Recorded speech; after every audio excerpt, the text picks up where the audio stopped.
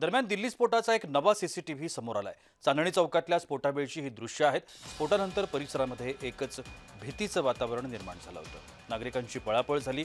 नेमकं काय घडलंय हे कळण्याच्या आधीच हा स्फोट झाला।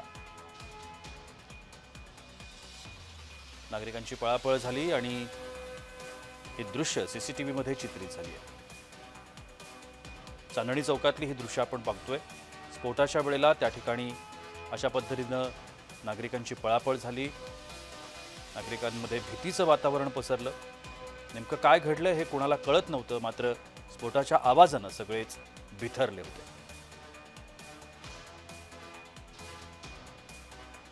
चांदणी चौकातली ही दृश्य आहे। चांदणी चौकातला जर परिसर आपण बघितला, हा संध्याकाळच्या वेळेला गजबजलेला परिसर आहे। या संपूर्ण परिसरामध्ये अनेक दुकानं, व्यावसायिक या ठिकाणी बसलेले असतात आणि संध्याकाळच्याच वेळेला या परिसरामध्ये हा स्फोट झाला।